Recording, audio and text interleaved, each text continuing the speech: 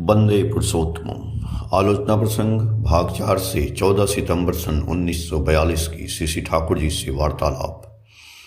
पूजनीय बादलदा श्री श्री ठाकुर के कनिष्ठ भ्राता बगल से जा रहे थे। श्री श्री ठाकुर ने सस्नेह पूछा, क्या रे बादला, कहाँ जा रहे हो? बादलदा बोले, एक बार उमादा के घर पर जाऊंगा। श्री श्री ठाकुर जी बोले, जाओ, इस धूप में छाता लगा कर जा सकते हो, आजकल की धूप अच्छी नहीं है। बादलदा बोले, मैं ऐसी कोई कठिनाई महसूस नहीं कर रहा हूँ, जब आप कहते हैं तो मैं ले लेता हूँ। यह कहकर बादलदा अपने घर से छाता लाने गए। ब्रजेंदा, चट्टोपाध्याय, नीरूदा राय, अरुण, जोआरदार, कालूदा, आइच, ऊणे भाई, अच्छयदा, पूत टुंड, मंगलदा बसु, अमूल्यदा की माँ, सुकुमारी माँ, सुशीला दी सेन, खेत्र माँ आदि अनेक व्यक्ति आ जुटे। काफ़ी भीड़ जम चुकी है। श्री श्री ठाकुर अपने आप उच्छ्वसित हो कहने लगे, हमारे समाज में उन्नति के अनेक पथ खुले हैं और अवनति के पथ को अवरुद्ध करने के लिए जितनी तरह के क्लच हो सकते हैं उसकी भी व्यवस्था है। प्रमुख बात है आइडियल, आदर्श और प्रजननगत उन्नति की धारा को बनाए रखने के लिए विहित सवर्ण और अनुलोम असवर्ण विवाह के द्वारा, जिससे गुड सोल, अच्छी आत्माएं के एडवेंट आगमन की व्यवस्था थी। फ्यूचर, भविष्य को मद्देनजर रखकर प्रजननगत संस्कार की व्यवस्था होनी ही चाहिए, अन्यथा क्रमागति नहीं रहती है। आज जहां हम उन्नति की पराकाष्ठा देखते हैं, वहां कल शमशान भी देख सकते हैं। बहुसभ्यता, बहुजातीय मिट रही है या उस पथ पर है, उसका मूल कारण मैं यही देखता हूँ। इसीलिए प्रतिलोम विवाह को कड़े हाथों से बंद करना होगा। जो वस्तुतः जाति का अस्तित्व चाहते हैं, वे कभी प्रतिलोम का समर्थन नहीं कर सकते। यदि कोई अपनी जिद तथा अज्ञानतावश ऐसा करता है तो वह जाति के विनाश का पथ उन्मुक्त करता है। यदि कोई विज्ञान की दुहाई देकर उसका प्रवर्तन करना चाहता है तो मैं यह कहूँगा कि उस विज्ञान में भी अज्ञानता भरी है। ऐसे विज्ञान में थ्रो ऑब्जर्वेशन, पूर्णांग पर्यवेक्षण की कमी है।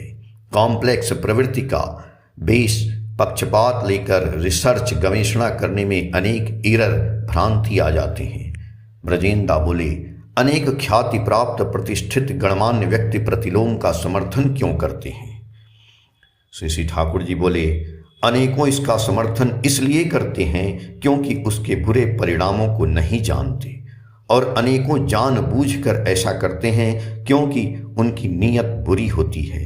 जैसे कोई दल क्लासवार श्रेणी संग्राम करता है, हमें भी उसी तरह सत्ता विरोधी एवं कल्याण विरोधी के विरुद्ध संग्राम करना चाहिए।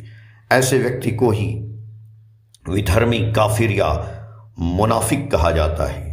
असत आचरण को कभी प्रश्रय नहीं देना चाहिए, यदि देते हैं तो सर्वनाश होगा। मेरा क्लासवार श्रेणी संग्राम यही है।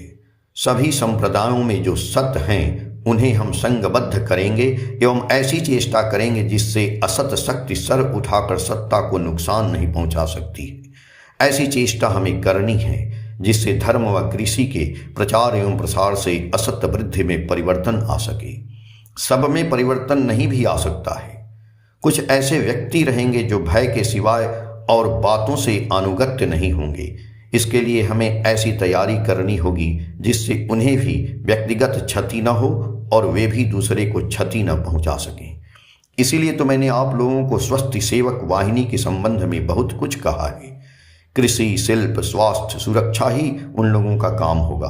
प्राथमिक अवस्था में कृषि एवं सुरक्षा को ही प्रायोरिटी, अग्राधिकार देकर शिल्प और स्वास्थ्य उन्नति की दिशा में सजग दृष्टि रखकर चलना है। हमारे यहाँ वर्णाश्रमिक राष्ट्र व्यवस्था ऐसी थी कि राष्ट्र में प्रत्येक वर्ण के प्रधान व्यक्ति ही अर्थात ब्राह्मणोचित व्यक्तित्व संपन्न जो होते थे वे ही स्थान पाते थे। इसीलिए प्रकृत सत और महान व्यक्तियों का एक संगत समावेश होता था।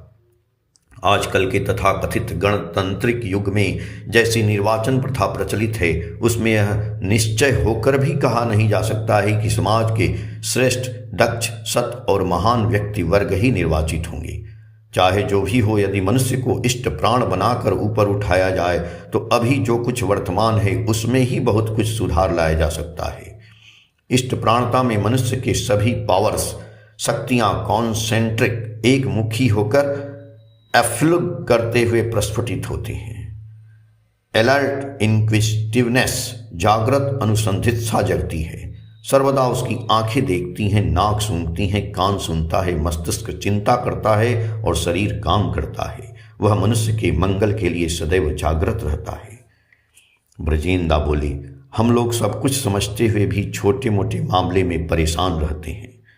श्री ठाकुर जी बोले, उल्लास सहित दाएं हाथ को ऊपर उठाते हुए, let the dead past bury their death, take up the cross and follow मी।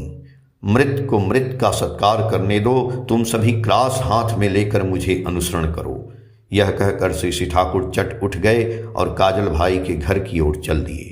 सभी मंत्रमुग्ध हो पीछे पीछे उनके साथ चलने लगे। वहां जाकर श्री ठाकुर एक मुहड़े पर पूर्वास से हो बैठ गए। पूजनिया, छोट माँ और काजल निकट आकर खड़े हुए। श्री ठाकुर अपने आप गाने लगे, ओ प्राणे मधु ढेले दिलो, दिल में मधु ढाल दिया। सर हिलाते हुए गाने लगे और सबकी ओर देखकर मुस्कुराने लगे। मधुर स्मृति हृदय में भरकर आनंद से ओतप्रोत हो सभी अपने अपने घर लौट पड़े। तीसरे पहर श्री ठाकुर आश्रम प्रांगण में एक बबूल वृक्ष के नीचे पश्चिमास से हो बैठे हैं। किशोरीदा दास, प्यारीदा नंदी, प्रकाशदा बसु, डॉक्टर कालीदा सेन, जितेंद्र चट्टोपाध्याय, त्रैलोक्यदा चक्रवर्ती, लोचनदा घोष, कालिदासी माँ, तरु माँ, रेणु माँ, रानी माँ, मंगला माँ, गौरी माँ आदि अनेकों ही निकट में बैठे हैं। एक मिस्त्री कारखाने में काठ की छोटी अलमारी बना रहा है। वह कैसी हुई है इसे दिखलाने के लिए ठाकुर के पास लाया। उसके साथ इंदुदास सरकार भी हैं। अलमारी को जब जमीन पर रखा गया तो उसे देखकर श्री ठाकुर ने कहा, किवाड़ खोलो तो देखूं। किवाड़ खोलने पर बोले, भीतर में तुमने जो रैक बैठाया है उसकी ऊंचाई और भी अधिक होनी चाहिए। यदि कोई बड़ा डब्बा या बुयाम उसके अंदर रखना चाहेगा तो नहीं रख सकेगा। इंदुदा बोले, इसे खोलकर अब भी बनाया जा सकता है।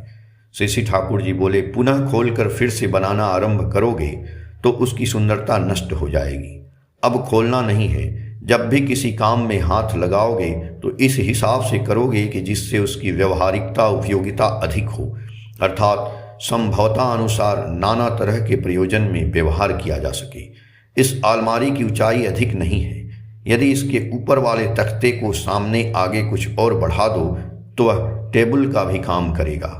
हमारा देश गरीब है, प्रत्येक व्यक्ति को अधिक चीज़ें रखने का सामर्थ्य नहीं रहता है। यदि बनवाने भी तो रखने की जगह नहीं मिलती है। किसी भी एक चीज को विभिन्न तरह से व्यवहार किया जा सके ऐसी बुद्धि लगाकर काम करोगे। शरीर तथा माथा को भी समान रूप से किसी काम में लगाना चाहिए।